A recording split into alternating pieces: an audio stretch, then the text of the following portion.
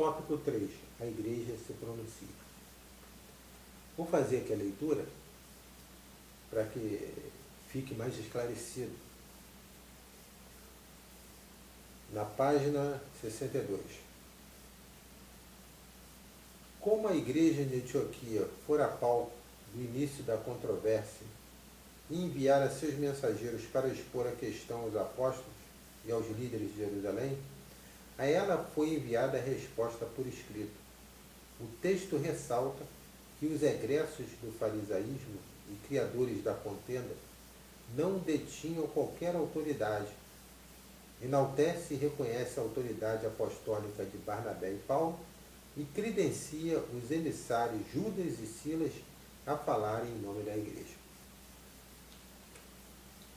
E aqui, irmãos, no texto que está em Atos, capítulo 15, estaremos lendo versículos 23 ao 29, diz assim: os irmãos, tanto os apóstolos como os presbíteros, são irmãos entre os gentios em Antioquia, Síria, Cilícia, saudações. Visto que sabemos que alguns que saíram dentre nós, sem nenhuma autorização, vos têm perturbado com palavras, transtornando a vossa alma. Pareceu-nos bem, chegados a pleno acordo, eleger alguns homens e enviá-los a vós outros, como os nossos amados Barnabé e Paulo, homens que têm exposto a vida pelo nome do nosso Senhor Jesus Cristo. Enviamos, portanto, Judas e Silas, os quais pessoalmente vos dirão também estas coisas, pois pareceu bem ao Espírito Santo e não a nós não vos impor maior encargo, além dessas coisas essenciais, que vos abstenhais das coisas sacrificadas a ídolos, bem como de sangue, da carne de animais sufocados e das relações sexuais ilícitas. Destas coisas farei bem vos guardardes. Saudade. Veja aqui o apóstolo Paulo, recomendando Barnabé e Paulo.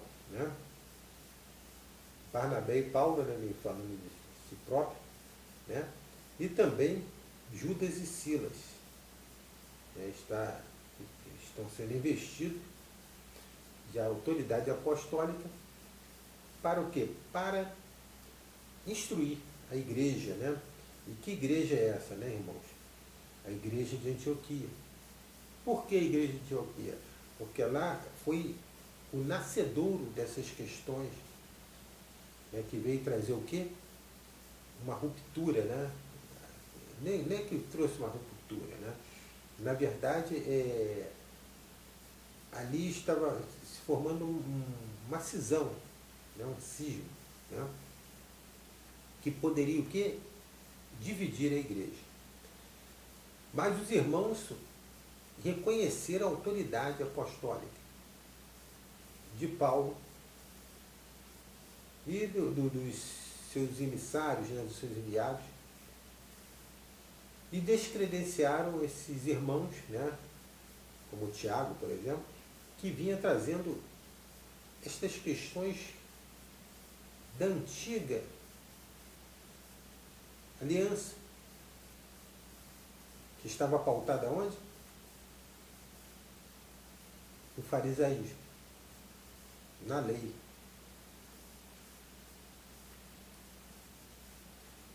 E aqui diz o seguinte: Atos dos Apóstolos registra a deliberação da Igreja de Jerusalém como um princípio a ser observado por todas as comunidades locais de fé.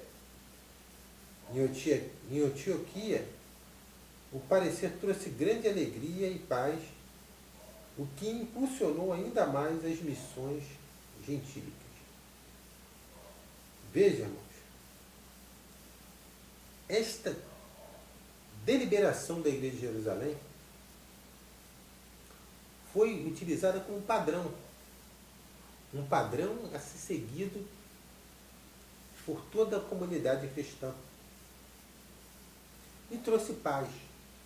Trouxe paz por quê? Porque apaziguou a questão.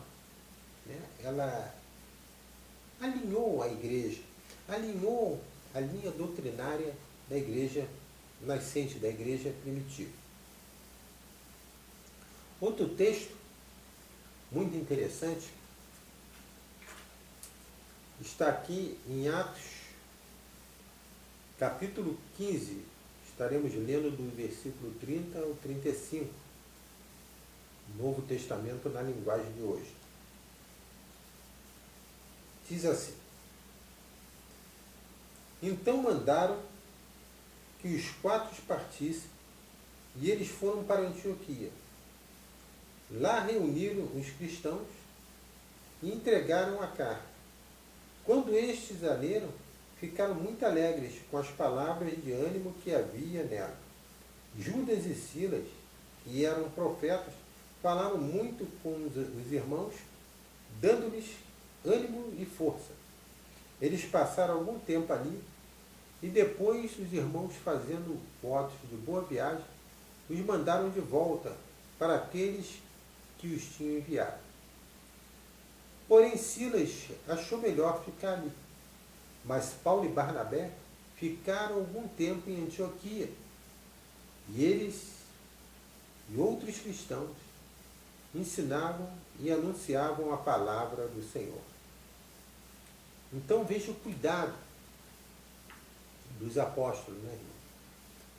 E por isso eles são apóstolos, né? Porque eles foram à frente, fincaram a bandeira do Evangelho, né? Foram os pioneiros, né?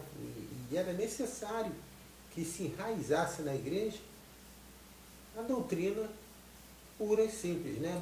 Doutrina que Jesus nos ensinou, né? A palavra que Jesus deixou para eles, né? Então, o Evangelho,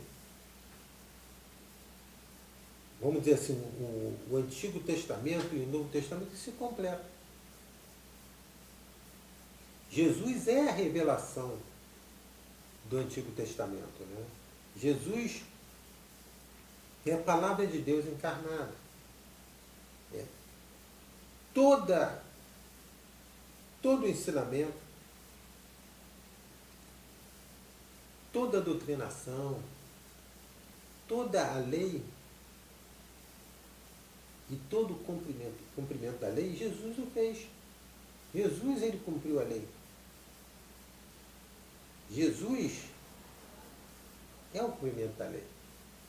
Ele falou: eu sou o caminho, a verdade e a vida. E ninguém vai ao Pai senão por mim. Quem vê a mim vê o Pai.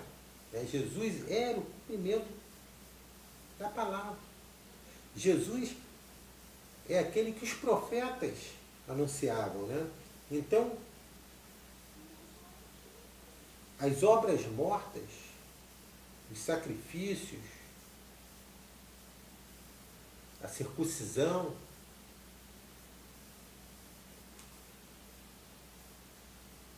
a lei, né, o cumprimento da lei, tudo estava o quê? Resumido nos ensinamentos de Jesus. Então, essa questão do amor, esta questão do cumprimento da lei, essa questão de não colocar um jugo pesado sobre a igreja gentílica, entendeu? É muito importante. É muito importante. Então, irmãos, essa questão foi muito bem debatida pelos apóstolos. E para não haver dúvidas, né, alguns deles, precisaram até ficar por mais algum tempo naqueles locais para que nenhuma dúvida viesse pairar ali. Então isso é muito importante. O outro tópico que iremos estudar é que a questão judaizante não foi tão simples assim. Iremos entrar aqui no tópico 4.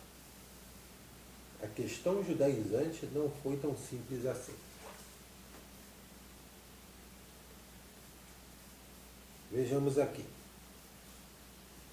Lucas fez um relato sucinto, mas cunhou expressões fortes. Não pequena controvérsia. Ou seja, né? Ele não minimizou a questão.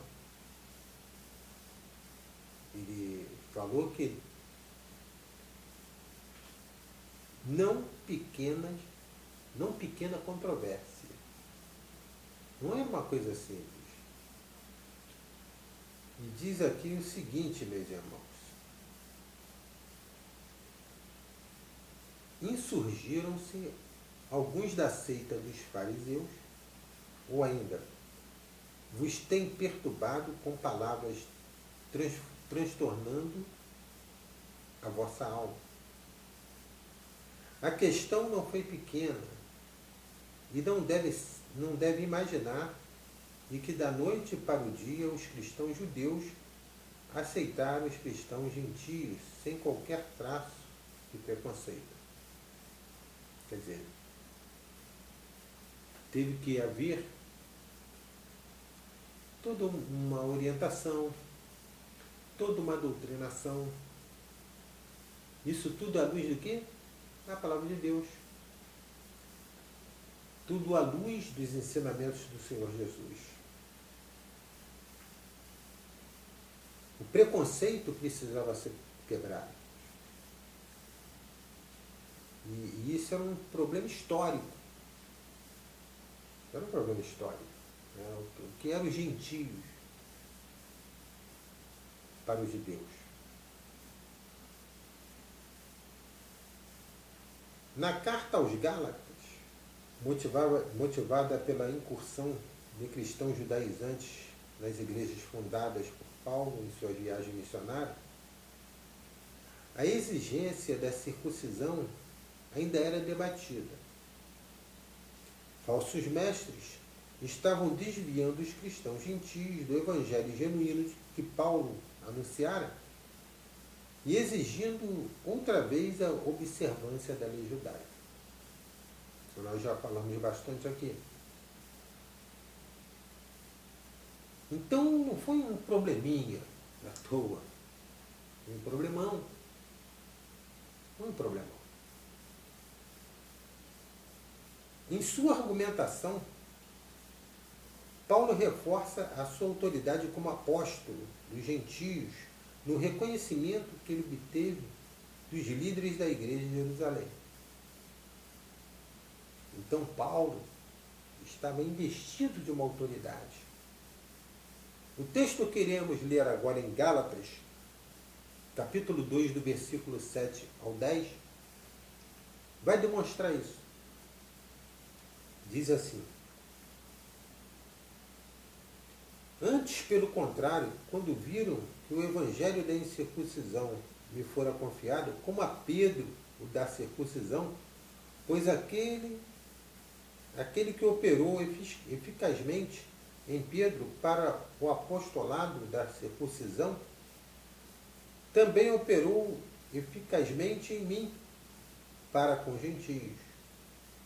E quando conheceram a graça que me foi dada, Tiago, Cefas e João, que eram reputados colunas, me estenderam a mim e a Barnabé a destra de comunhão, a fim de que nós fôssemos para os gentios, e eles para os da circuncisão, recomendando-nos somente que nos lembrássemos dos pobres, o que também me esforcei por fazer. O apóstolo Paulo, ele é conhecido como o quê? O apóstolo dos gentios, não judeus.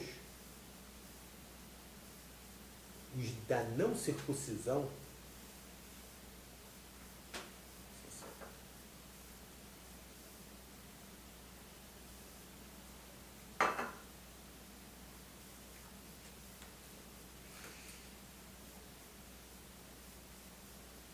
os versos seguintes são surpreendentes e parece descrever o momento posterior ao Concílio de Jerusalém.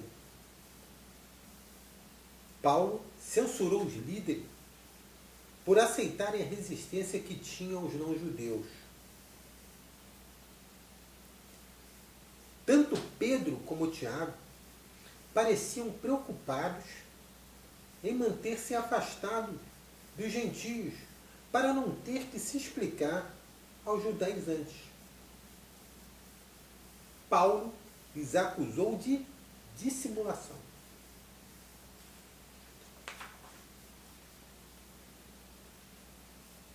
O texto que iremos ler agora está em Gálatas, no capítulo 2, do verso 11 ao 14. Vejamos o que diz aqui o texto. Na página 63. Quando, porém, Cefas veio a Antioquia, resisti-lhe face a face, porque se tornara repreensível. Com efeito, antes de chegarem algum da parte de Tiago, comia com gentios. Quando, porém, chegaram, afastou-se, e por fim veio apartar-se, temendo os da circuncisão, os fariseus. E também os demais judeus dissimularam com ele, a ponto de o próprio Barnabé ter se deixado levar pela dissimulação deles. Quando, porém, vi que não procediam corretamente segundo a verdade do Evangelho, disse a Cefas na presença de todos: se sendo tu judeu, vives como gentio e não como judeu, por que obrigas os gentios a viverem como judeus? Paulo faz esta indagação a Cefas. E quem era Cefas? Pedro, o próprio Pedro.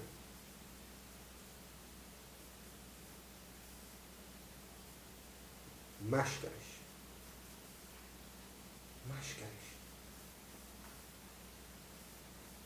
Estavam vivendo o evangelho de aparência. Estavam vivendo uma mentira. O evangelho mascarado.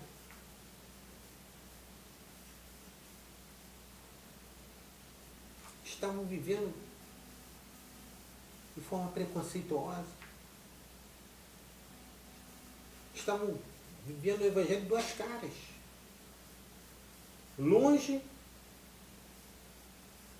dos irmãos da circuncisão, daqueles que defendiam que os gentios tinham que guardar a lei mosaica, longe dos fariseus, né, dos cristãos egressos do farisaísmo, egressos do farisaísmo. Eles conviviam bem com os gentios, comiam, bebiam com os gentios, conversavam, compartilhavam. Mas quando chegavam aqueles que vinham da parte de Tiago, irmão do Senhor Jesus, o mestre, quando chegavam aqueles que guardavam a lei mosaica e queriam impor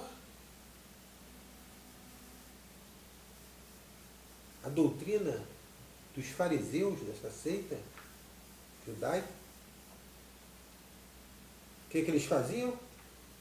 Se afastavam dos irmãos, ignoravam os irmãos, davam as costas para os irmãos.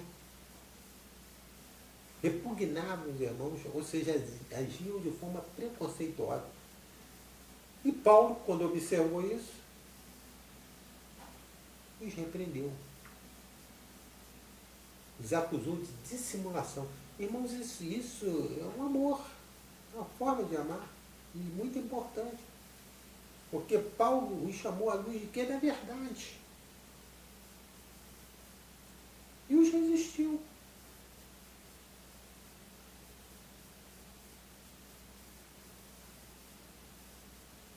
O Evangelho não foi feito para passar a mão na cabeça de ninguém. E a própria palavra de Deus, que é a nossa regra de fé e de prática, serve para quê? Para confrontar o pecado. Confrontar o pecado. Vamos agora para a conclusão da nossa aula, da nossa lição. E eu vou ler o texto porque eu não ouso explicar melhor do que está aqui, irmãos. Está muito bem explicadinho.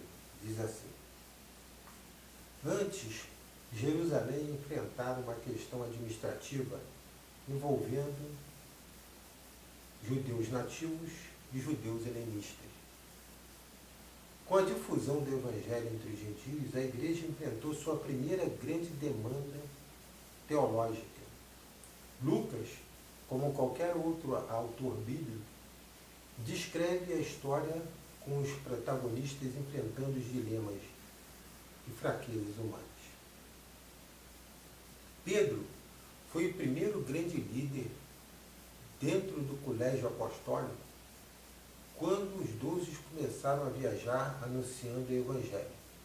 Tiago assumiu a liderança da igreja de Jerusalém.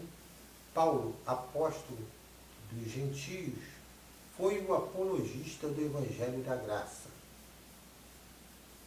motivo pelo qual tem sido apontado como o maior expoente da teologia cristã na era apostólica. Nenhum deles foi perfeito como mestre. Tem como? Nenhum estava sempre consciente do que fazer. Nenhum deles ousou arvorar-se além da condição de servo de Jesus Cristo. Entenderam que para conduzir a igreja teriam que aprender uma importante lição que irei fechar daqui a pouco.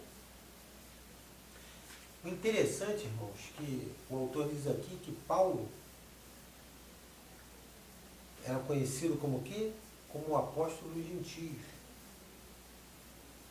E também que Paulo foi o apologista do Evangelho. O que é o apologista do Evangelho? O que faz um apologeta? Primeiro, Apolo, né, deriva, né, apologeta, apologista, né, a apologética deriva de Apolo, né, o deus grego, o filho de Zeus, né, o deus mais belo da mitologia grega, né, o deus da caça, da colheita, o deus da justiça, né, irmão gêmeo de Artemis, da caça, né? E o próprio Paulo, quando foi picado por aquela serpente, né, quando ele estava ali movendo o feno, ele é picado por uma serpente e não morre, né? O veneno da serpente não fez mal a Paulo e as pessoas chegaram a confundi-lo com Apolo, achando que ele era filho de Zeus, né? Havia muito misticismo naquela época. E interessante, irmãos, que Paulo, ele é dito aqui pelo autor que ele é o apologista do Evangelho, né? E uma das funções da apologética é o quê? É defender as ideias, né? A doutrina, no caso aqui a doutrina que foi pregada, né? A palavra que foi pregada por Jesus, de teses contrárias. Foi exatamente o que estava acontecendo. Não só pelo helenismo, né, na época, e pelos próprios irmãos, né, os judeus, né, os cristãos novos convertidos, egressos do farisaísmo, que estavam o quê? Contaminando a doutrina ensinada por Jesus, né? Contaminando a teologia, a doutrina, os ensinamentos de Jesus, e Paulo foi um defensor. Né? E, para fechar a lição, diz que, quando houve o consenso, eles entenderam o quê? Que para conduzir a igreja cristã teriam que aprender uma importante lição. Que lição foi essa? Deixada por Jesus, que está em Mateus 18, versículo 1 ao versículo 5. Nós vamos ler no Novo Testamento na linguagem de hoje, que diz assim: naquele momento, os discípulos chegaram perto de Jesus e perguntaram: quem é o mais importante no reino dos céus? Jesus chamou uma criança e colocou-a à frente deles e disse: eu afirmo a vocês que isto é verdade. Se vocês não mudarem de vida e não ficarem iguais às crianças, nunca entrarão no reino do céu. A pessoa mais importante do reino do céu é aquela que se humilha e fica igual a esta criança. É aquele que, por ser meu seguidor, receber uma criança como esta, está recebendo a mim. Que maravilha.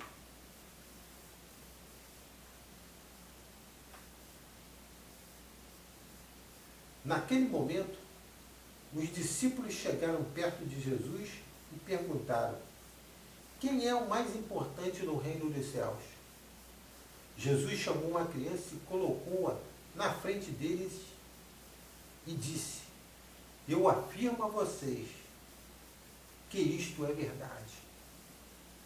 Se vocês não mudarem de vida e não ficarem iguais a esta criança, nunca entrarão no reino do céu. A pessoa mais importante no reino do céu é aquela que se humilha e fica igual a esta criança. E aquele que, por ser meu seguidor, receber uma criança como esta, estará recebendo a mim. Que sejamos como uma criança, irmãos. Que tenhamos humildade de reconhecer que somos irmãos. Que tenhamos humildade de reconhecer que somos falhos,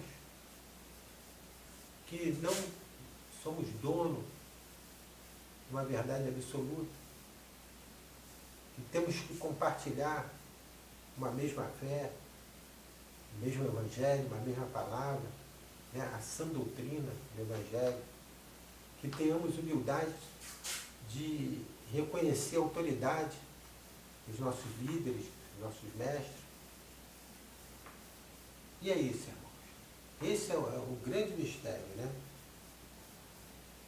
Que devemos ser como a criança. A criança perdoa, a criança tem um coração puro, né? E cultivar esse coração puro, cultivar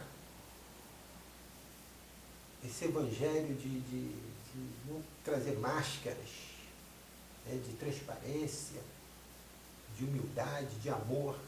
Isso é que é importante. Então, irmãos, eu quero agradecer aqui a paciência, né, porque estamos nos reinventando, né, estamos fazendo uma CBD, né, como o estudo à distância, né, o EAD, né, mas está aqui a revista, né, e espero que os irmãos continuem estudando, lendo, né, e a próxima lição será a lição 11, que trata da segunda viagem missionária. Muita coisa boa aí, para a gente desfrutar, para compartilhar. O próximo professor estará trazendo também a mensagem, né? E me despeço aqui dos irmãos, né? Com a graça e a paz do nosso Senhor e Salvador Jesus Cristo, né? E com o ósculo santo, com saudade dos irmãos, e que nós continuemos a orar, pedindo ao Senhor para que tenha misericórdia de nós, né? Porque estamos vivendo momentos difíceis, estamos vivendo o cumprimento da palavra de Deus, e é importante que permaneçamos firmes na fé na sã doutrina dos apóstolos. A graça e a paz do Senhor Jesus. Graça e paz. Glória a Deus. Louvado seja o nome do Senhor. Obrigado pela oportunidade. Glória a Deus. A paz do Senhor.